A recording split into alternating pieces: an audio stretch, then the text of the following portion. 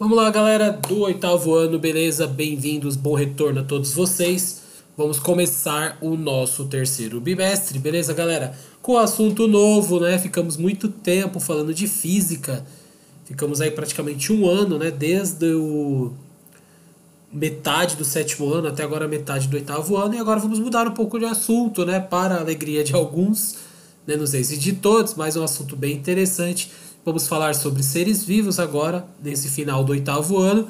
Começamos falando de reprodução, que é uma das características principais, né, e básicas para todos os seres vivos. Depois vamos falar sobre o sistema reprodutor humano. E por último falaremos sobre outras espécies de seres vivos, tais como bactérias, protozoários, animais e fungos, né, e outros seres vivos aí que faltou, né, dentro do nosso estudo no ensino fundamental. Tá bom, galera? Então, a aula de hoje, né, é uma sequência de aulas aí sobre tipos de reprodução, tá bom? Então, vamos falar um pouquinho sobre os tipos de reprodução que existe, tá? Então, galera, o termo reprodução quer dizer fazer cópias, né? A gente, eu falo isso na aula com vocês, né? Nós, como humanos, entendemos a reprodução muito com a questão sexual, a questão de relação sexual, afetividade ali e tal, entre pessoas, mas não é muito assim na natureza, né? Na natureza, galera, simplesmente reproduzir é fazer cópias. Então, copiar novamente, tá? Para que serve a reprodução? Cara, ela serve para manutenção da vida. Precisa nascer, né, pessoas e morrer pessoas. Existe um equilíbrio aí populacional, tá? Então, por exemplo, nasce zebras e morrem zebras, e nasce plantas e morrem plantas. Assim, para equilibrar a população e ter um ecossistema equilibrado. A reprodução é importante para a manutenção da vida e a variabilidade. Por exemplo, os filhos, a maioria dos filhos em alguns tipos de reprodução tem variações genéticas. Isso garante a sobrevivência, evolução dos seres vivos, assim como a adaptação. Então, a reprodução para o ser humano tem uma questão muito de afetividade, eu entendo isso. Tem uma questão de relação, né, social, tal, de construção. A reprodução para os seres vivos simplesmente é uma questão de manutenção, evolução e adaptação da vida. Tudo bem? Vamos falar um pouquinho de alguns tipos de reprodução aqui, porque tem vários tipos, tá? Ela é uma capacidade adaptativa, né, do ponto de vista evolutivo, que não tem nada de relação.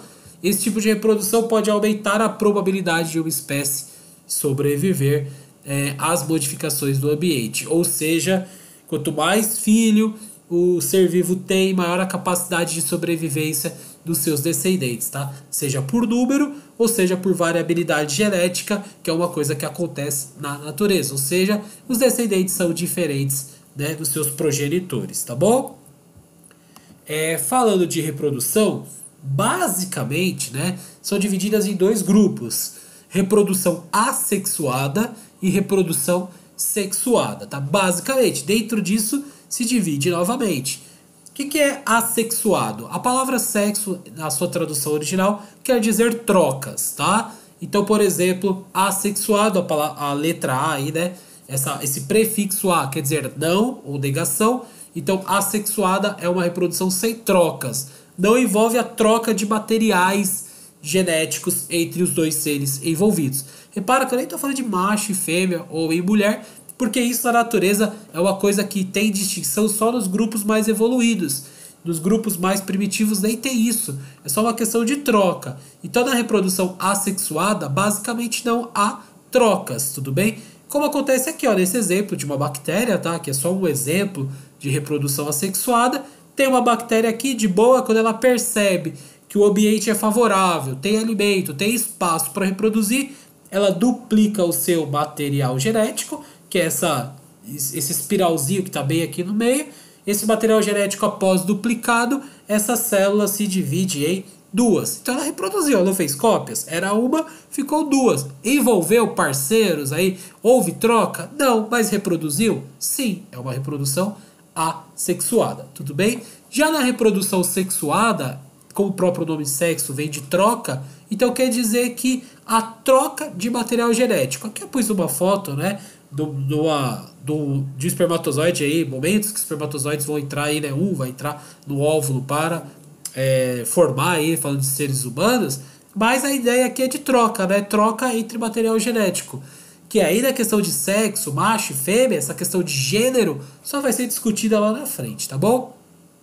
Basicamente, as reproduções sexuadas são de fecundação externa, ou seja, macho, no caso aí sim, né, o macho ou um dos organismos não tem nenhum órgão copulador na fêmea, que é o que acontece em peixes e em sapos, que é muito comum, e tem a fecundação interna, que acontece, por exemplo, em répteis e principalmente em mamíferos, onde um deles, como o macho, ele tem um órgão copulador, né, na fêmea, ou seja, ele tem um órgão, no caso aqui do ser humano, ele chama de pênis, que vai copular a fêmea, ou seja, vai colocar parte do seu material genético, que é o espermatozoide, na fêmea para garantir uma melhor reprodução, tá bom? Tem algumas exceções sempre nisso tudo. Eu falei, peixe é fecundação externa, né, professor?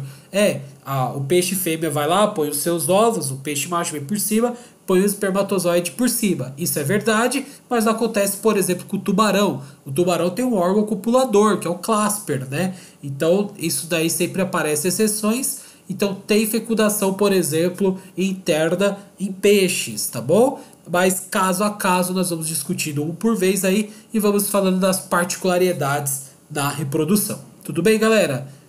Vamos falar agora um pouquinho sobre reprodução assexuada, os principais tipos, tá? O mais comum é esse que você tá vendo aí na foto, chamado de divisão binária. Olha o nome, ó, binário, dividir em dois. Esse nome também pode ser encontrado como cisciparidade ou bipartição. Olha, três nomes: divisão binária, cisciparidade ou bipartição, que na tradução os três nomes querem dizer a mesma coisa, né? Dividir o organismo em dois. É uma reprodução. É muito comum, e muito comum mesmo, em protozoários e bactérias.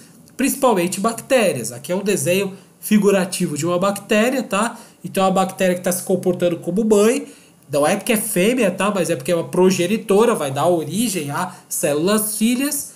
Ela primeiramente duplica o seu DNA, após copiar a sua carga genética, porque é essencial para a sua vida, né? Para o seu dia a dia, para tudo que ela tem, porque a carga genética diz quem ela é e dita tudo que ela vai fazer, que é o próprio DNA.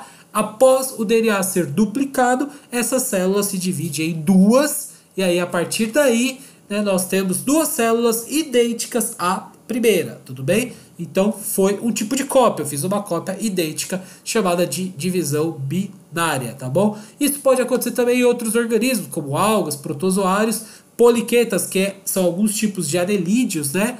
Alguns tipos de animais aí que tem cerdas, que nós vamos ver lá na frente, e plateumintos, que é um tipo de verme, tá bom? Essa reprodução é a mais comum.